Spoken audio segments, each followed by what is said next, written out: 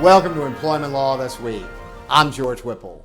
The full impact of President Biden's COVID-19 action plan is sinking in for employers. The Safer Federal Workforce Task Force released guidance for federal contractors and subcontractors requiring vaccinations for most employees of federal contractors by December 8th. This guidance applies to individuals working on or in connection with a federal contract. If this describes any person at a work site, all employees working at that location are subject to these requirements. Surprising some, the guidelines do not allow for weekly testing in place of vaccination. We're still waiting for OSHA to publish its expected emergency temporary standard for employers with more than 100 employees, which will cover an even bigger portion of the workforce. OSHA's ETS may or may not address a testing option. Employers in some states may find it tough to comply with federal requirements without running afoul of state restrictions.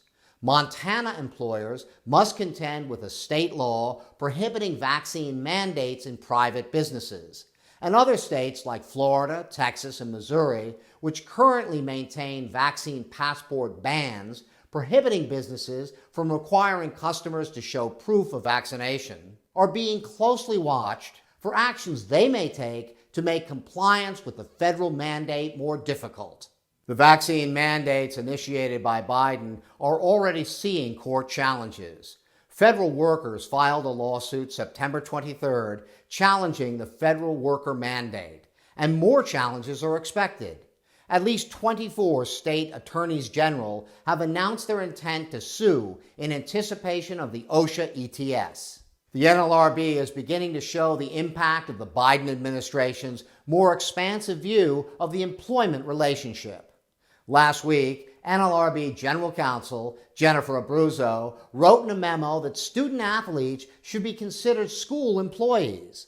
Abruzzo also made it clear last month that worker classification would be one of her top issues. During the Trump administration, the board's conservative majority adopted a more traditional view of worker classification. Biden-appointed General Counsel Abruzzo is making efforts to reverse that direction.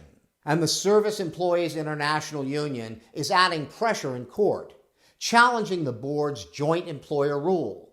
That rule was adopted under the Trump administration to reverse what the board viewed as an improper expansion of joint employer liability under Obama. The union is asking a federal court to revert to the Obama-era standard, a view that seems consistent with that of General Counsel Abruzzo. As the worker classification debate heats up, we'll be watching the NLRB as well as the Department of Labor and the state governments, which have seen the most action in this space over the past few years. That's it for this week.